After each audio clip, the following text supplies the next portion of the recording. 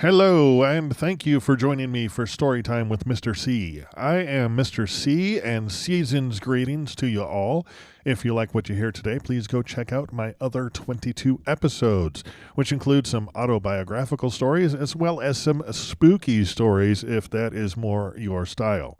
Here on Storytime with Mr. C, I will be sharing stories that I have written, or a friend or family member has written, or maybe even something you have written. If you would like me to share one or more of your stories here on Storytime with Mr. C, get those things ready and shoot me an email at storytimewithmisterc@gmail.com. That email is down in the description for you. For now, I'm going to ask that you please keep stories to a maximum of 2,000 words, and please, for now, keep them family friendly, and maybe I will read some of your stuff on future episodes. As always, a big thank you goes out to my buddy Russ for helping me out with my intro music. Russ is the bassist for local band Drive By High Five. If you can find them out there in the wilds of Tucson, go check them out, folks. It's a pretty good time. And now for my weekly shout out to Ben and all of his clan over at their podcast, Chasing the Whimsy. Hey kids, hope all is well, and I hope the holidays are treating you with all the kindness you deserve. The link for Chasing the Whimsy is down in the description as well, folks. Please go check it out and share some love with the whole Whimsy clan. Today, I'm going to continue with our stories of the Matriarchs and share the last two stories that were written by my great-grandma Ida. All right, folks, enough babbling. Here we go with episode 23. Stand by.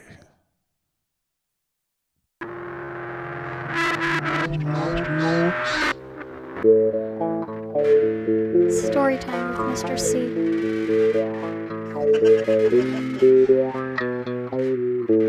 Storytime.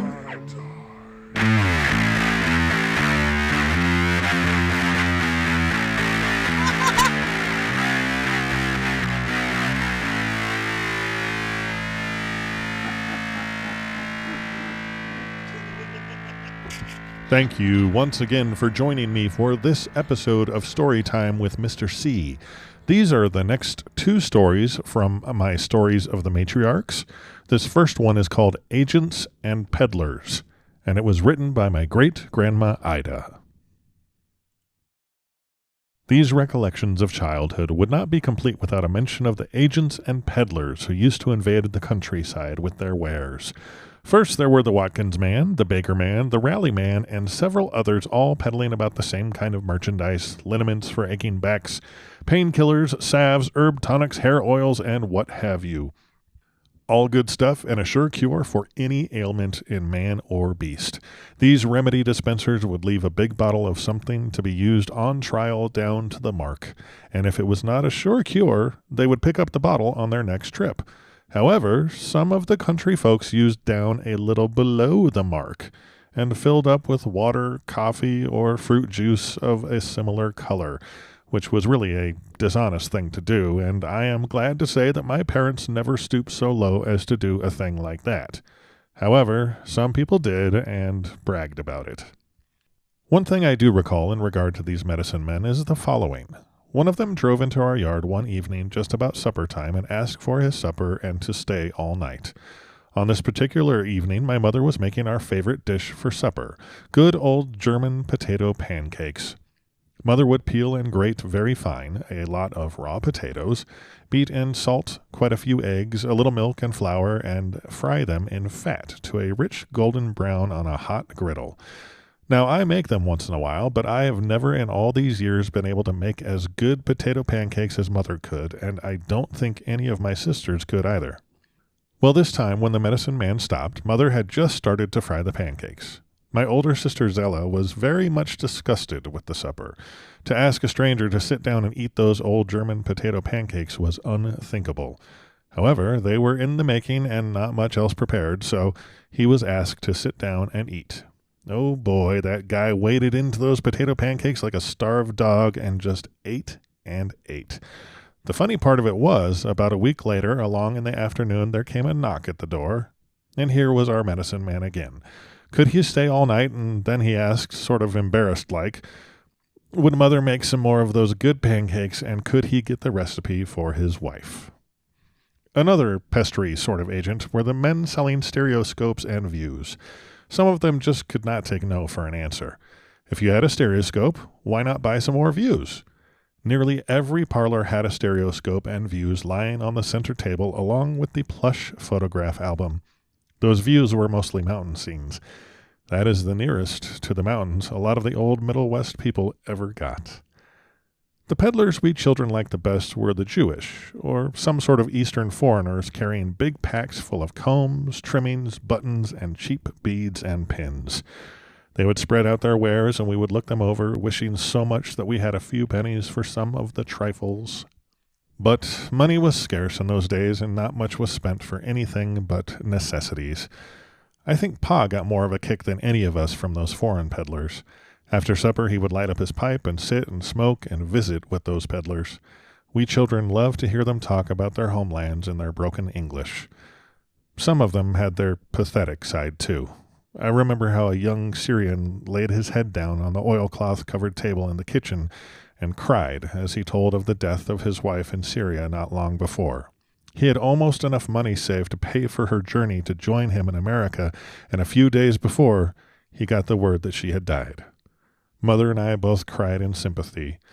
We never saw him again, but I always hoped he met some nice girl of his own kind and married again. One time, when I was somewhat older, about 16, I think, Mother was visiting in South Dakota, and I was doing the housekeeping for Pa and Hank. One of the peddlers drove into the yard late at night and asked for a bed and breakfast. He said he had driven, and no one would let him stay all night. My father always took in anyone who asked for a meal or bed. In fact, we had a cot upstairs that we kept with quilts and blankets that we called the peddler's bed. This man came into the house. He was a foreigner of some kind, a sort of dirty, surly-looking man. This was in the fall of the year during threshing time, and the men had to get up very early to get the chores done and go help neighbors with the threshing. This peddler was still asleep when they left. Pa said, "Now when the peddler gets up, fry him some eggs and make hot coffee and get him a nice breakfast."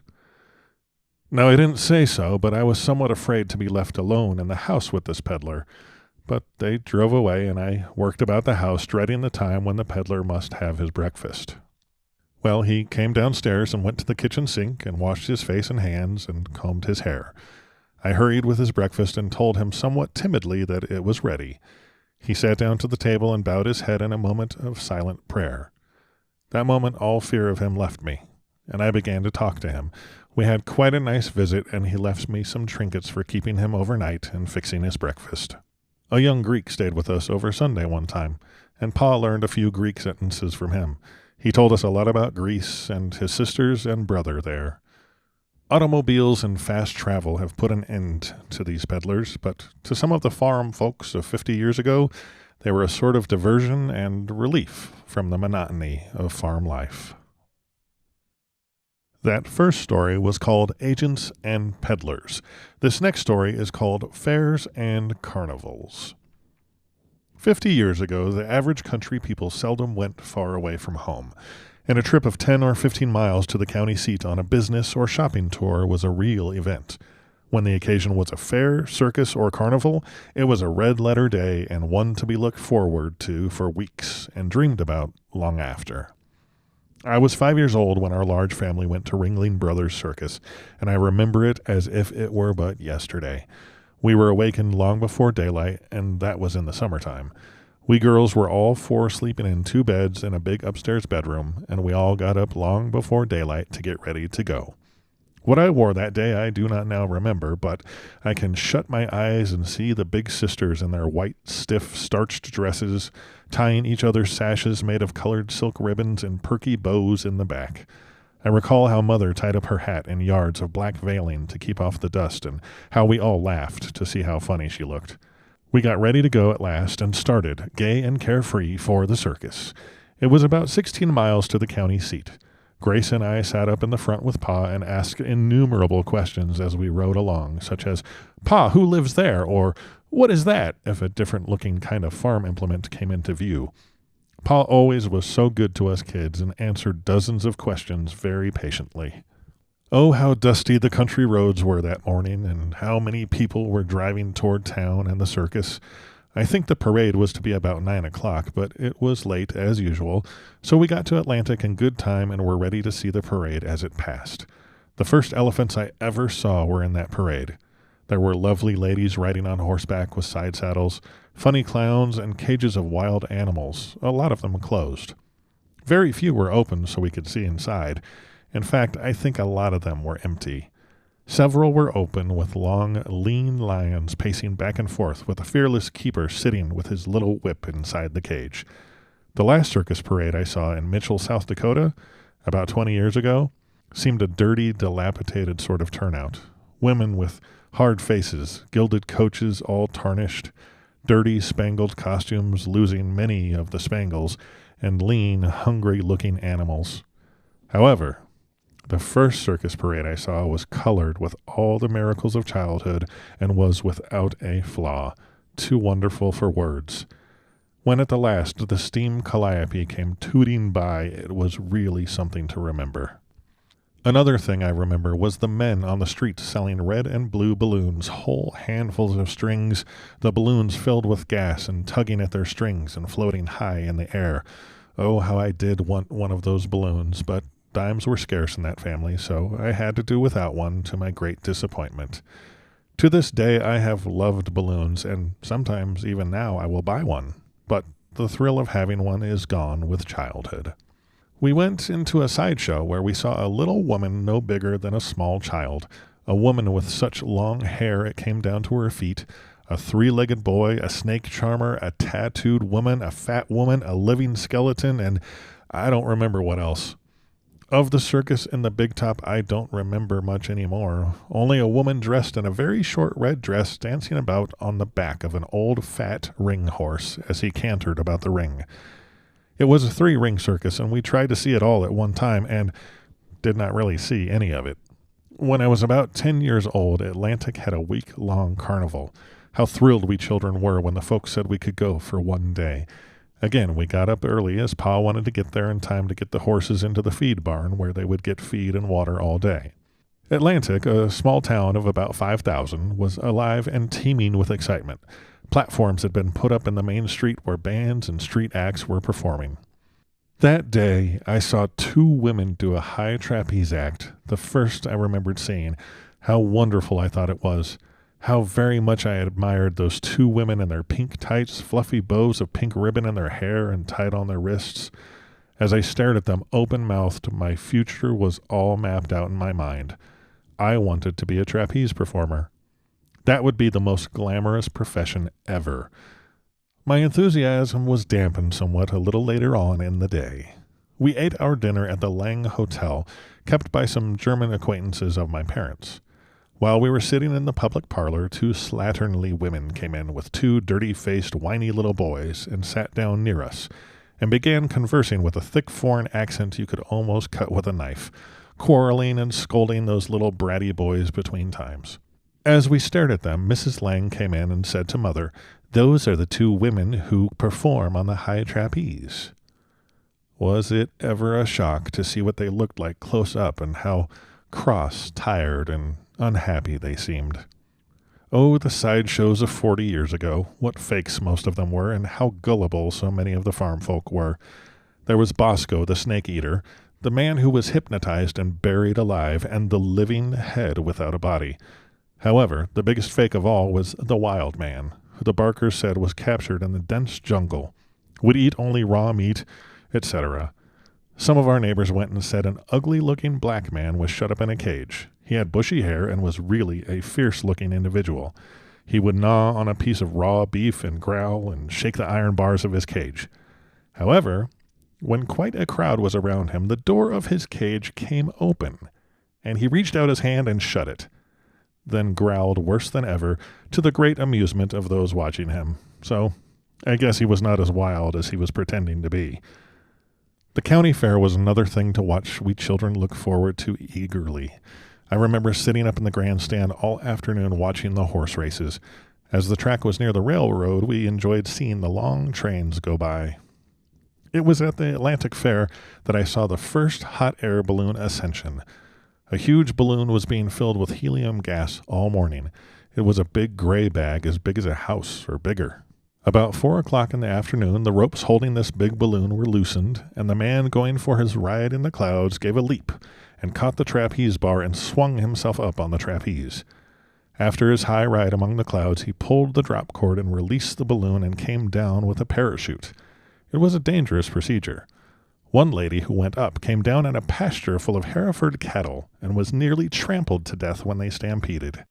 These fairs are mostly a thing of the past anymore in most countries, but 45 years ago nearly every county had a fair for a few days in the fall. It was a great place to go and visit with friends and relatives from other parts of the country.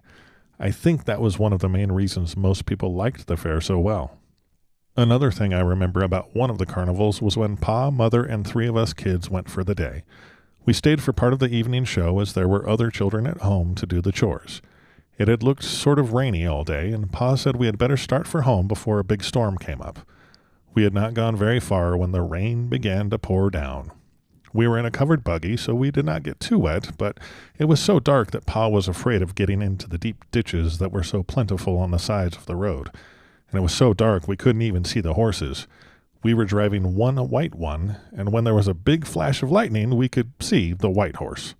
However, we jogged along, stopping now and then, until we came to a farmyard gate where a man was standing with a lighted lantern in his hand. At his invitation, we drove into his yard, put the horses in the barn, and stayed all night. I remember Grace and I had a bed on the floor near the bed where Mother and Zella slept in a downstairs bedroom. We were not too well acquainted with this farm family, but they very willingly took us all in, gave us the best beds they had, and a hearty farm breakfast before we started home through the mud in the morning. I remember how the good man of the house was almost offended when Pa wanted to pay him something for keeping us all overnight. Such little incidents linger in one's memory for so long. But in those days our pleasures were few, and a day at the fair or carnival was a red-letter day, and one long to be remembered. Thank you so much for joining me for this 23rd episode of Storytime with Mr. C. Those were the 9th and 10th stories from my stories of the Matriarchs, called Agents and Peddlers and Fairs and Carnivals, both of which were written by my great-grandma Ida back in 1949. And those were the last 2 stories I have from great-grandma Ida. So next week on December 14th, we will continue with the stories of the Matriarchs, and I will share the first stories from my grandma Ina, who was great-grandma Ida's only child. In the meantime, send me some new material, go find Drive By High Five, and go check out Ben's podcast, Chasing the Whimsy. Thanks again for hanging out and listening to my stories. I hope you come on back for the next one. Until then, take care. And again, folks, you know, during this holiday season, everybody out there is just about losing their minds. So please keep your head on a pivot. Make sure that you're checking your surroundings. Drive carefully. And above all else, please be safe.